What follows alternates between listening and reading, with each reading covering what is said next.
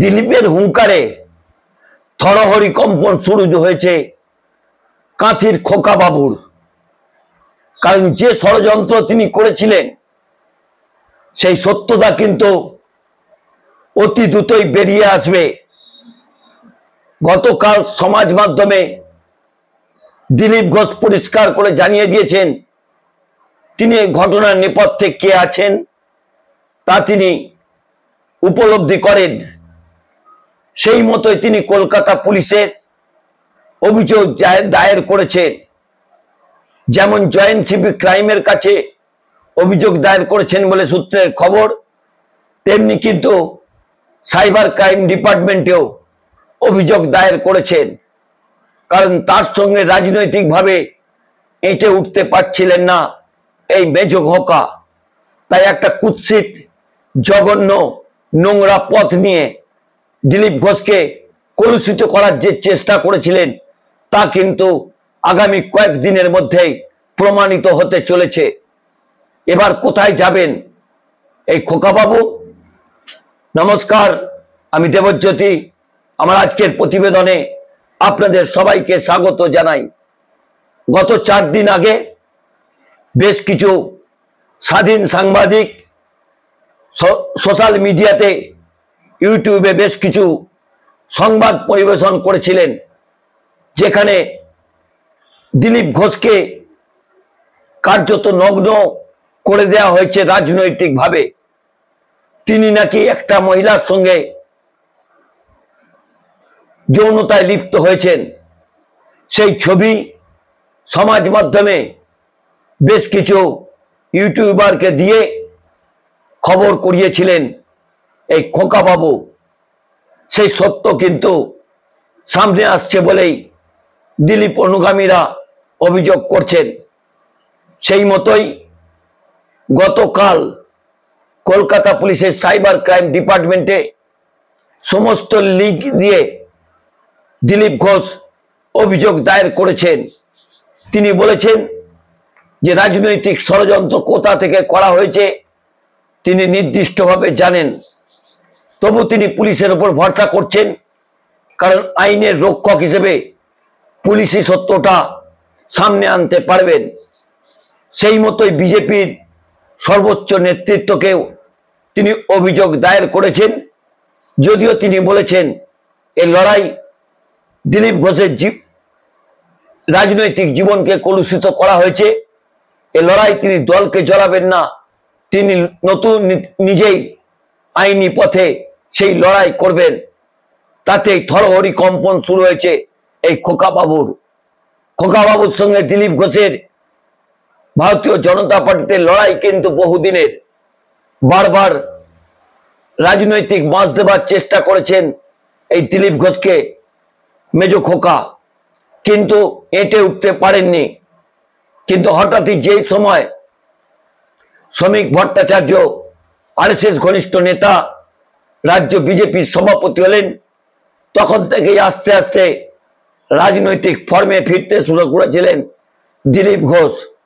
কিন্তু হঠাৎই তাকে যেভাবে রাজনৈতিকভাবে কলুষিত করতে না পেরে যে ছবি তিনি তৈরি করিয়েছিলেন, যে ছবি তার বেনচাইল্ড, সেই ছবি বেশ কিছু ইউটিউবারকে দিয়ে তিনি সমাজ মাধ্যমে খবর করে দিলীপ ঘোষকে রাজনৈতিকভাবে কবরে পুরে দেওয়ার চেষ্টা করেছিলেন।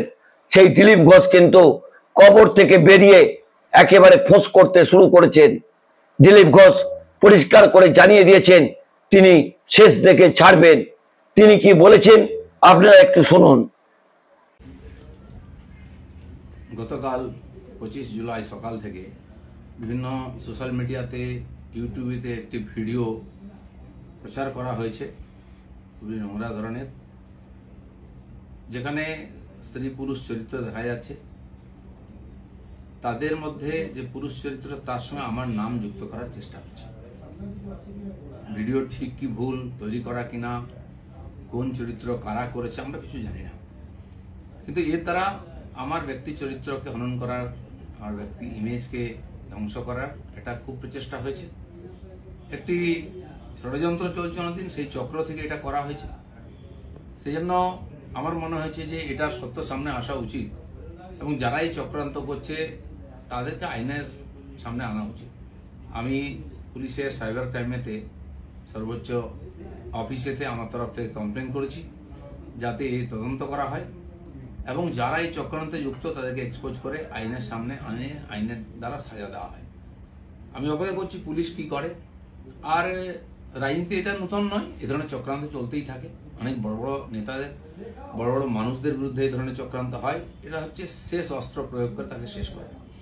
আমাদের পার্টিতেও 5-6 বছর আগে বেশ কয়েকজন নেতার বিরুদ্ধে একজন মহিলাকে দিয়ে বলানো হয়েছিল। তার মধ্যে আরএসএস এর প্রচারক ছিলেন এবং পার্টির উচ্চ নেতৃত্ব ছিলেন।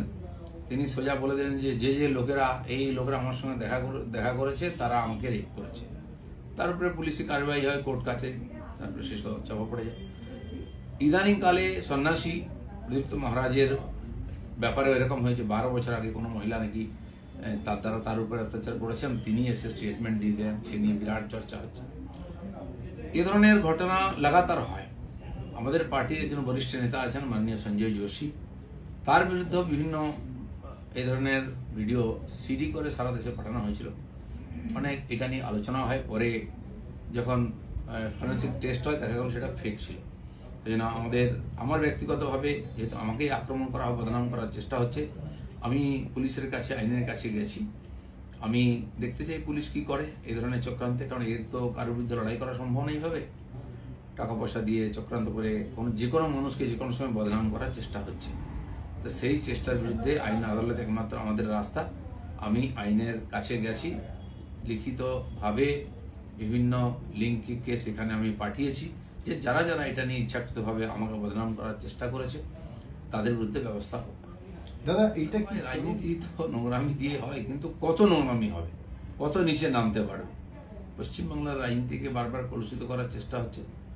আমরা যারা সাধারণ কর্মী হিসেবে সাধারণ মানুষের সঙ্গে থাকি, আমিও 40-42 বছর ধরে সামাজিক জীবনে কাজ করছি। আর্থিকভাবে আমাকে কেউ বদনাম করতে পারেনি। অন্যান্য অনেকবার কমপ্লেন আনা হয়েছে, আমি তার জবাব দিয়েছি। এই লড়াইটাও আমার ব্যক্তিগত লড়াই, আমি পার্টিকে মধ্যে ইনভলভ করিনি। আর এই লড়াইটা আমি লড়ছি।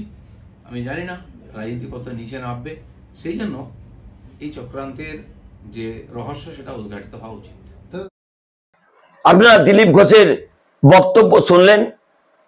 বেশ কয়েকজন ইউটিউবার যারা এই খোকাবাবুর পয়সাতে চলেন, তারা কার্যত তৃণমূল কংগ্রেসের নাম জড়িয়ে দেবার চেষ্টা করছিলেন, যে তৃণমূল কংগ্রেস নাকি তাকে ব্ল্যাকমেল করার জন্যই এই ঘটনা ঘটিয়েছেন।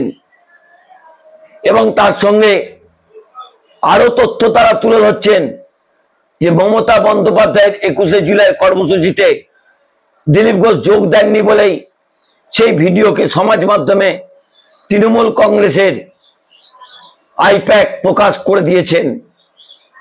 এটা সর্বৈবভাবে মিথ্যা। তৃণমূল কংগ্রেসের কেউ এই ঘটনার সঙ্গে জড়িত নয়। জড়িত ভারতীয় জনতা পার্টির এ রাজ্যের প্রধান একজন নেতা। তিনি নেপথ্যে মেঘনাথের মতো কাজ করেছেন। তিনি তার জন্য পরিকল্পনা করেছিলেন বহুদিন ধরেই।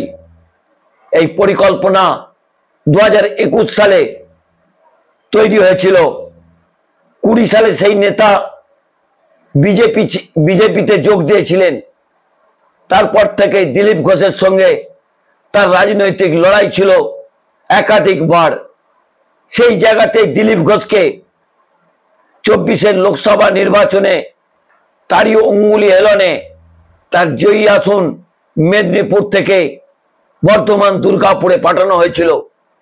তখন থেকেই দিলীপ ঘোষকে রাজনৈতিকভাবে শেষ করার পরিকল্পনা নিয়েছিলেন সেই নেতা যখন দেখলেন আরএসএস এর রাজত্ব পশ্চিমবঙ্গে আবার শুরু হয়েছে, শ্রমিক ভট্টাচার্য রাজ্য সভাপতি হয়েছেন, তিনি বহু চেষ্টা করেছিলেন অগ্নিমিত্রা পালকে রাজ্য সভাপতি করার, কিন্তু তারও লজ্জা নেই।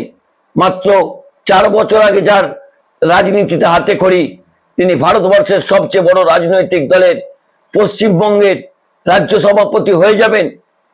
শ্যামাপ্রসাদ মুখোপাধ্যায়ের রাজ্যে একজন 4 বছরে রাজনীতি করতে এসে যদি সভাপতি হয়ে যান, তাহলে তো ভারতীয় জনতা পার্টি এ রাজ্যে যে অস্তিত্ব সংকটে ভুগছে তা দিনের আলোর মতো পরিষ্কার হয়ে যেত।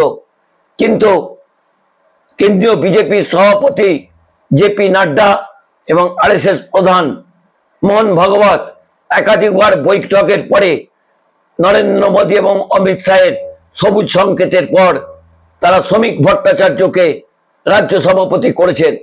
শ্রমিক ভট্টাচার্য রাজ্য সভাপতি হবার পর বেশ কয়েকদিন কোণঠাসা অবস্থায় দিলীপ ঘোষ ছিলেন। তাকে আস্তে আস্তে তিনি সক্রিয় করতে শুরু করেছিলেন।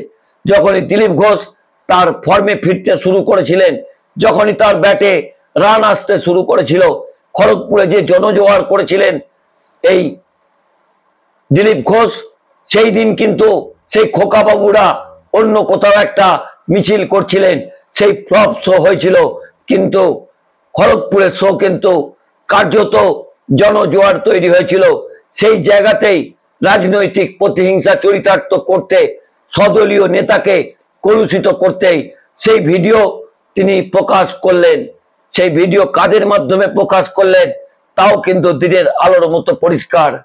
আজকের প্রতিবেদন শুনে অনেকেই ভারতীয় জনতা পার্টির খোকা অনুগামীরা বলতে শুরু করবেন, আপনি চটি চাটা, আমার চটি চাটতে চাটতে চটির শুকতালা ক্ষয়ে গেছে। কিন্তু আপনাদের কাছে যে তথ্য তুলে ধরবো সেই তথ্য নিয়ে আপনারা যদি কোনো প্রশ্ন তুলতে পারেন অবশ্যই তুলবেন। আমার এই প্রতিবেদনের কন্টেন্ট সম্বন্ধে যদি কোনো মতামত থাকে অবশ্যই আমাকে জানাবেন। শুধুমাত্র রাজনৈতিক স্বার্থে আর খোকাবাবুর কথাতে আর এই আইটি সেলের পয়সাতে কিছু পয়সা রোজগারের জন্য কমেন্ট করবেন না। আর আগামী কয়েকদিনের মধ্যেই দিলীপ ঘোষ কিন্তু ঢোল ফাটিয়ে দেবে এই খোকাবাবুর। তার জন্য আপনারা তৈরি থাকুন। আর যারা অর্থের বিনিময়ে এই সংবাদ পরিবেশন করেছেন তাদের অবশ্যই কাঠগোড়ায় যে যেতে হবে তা কিন্তু সময়ের অপেক্ষা। নমস্কার, আমি দেবজ্যোতি। আমার এই প্রতিবেদনটি ভালো লাগলে চ্যানেলটি সাবস্ক্রাইব করে বেল আইকনটি ক্লিক করে আমার পাশে থাকবেন।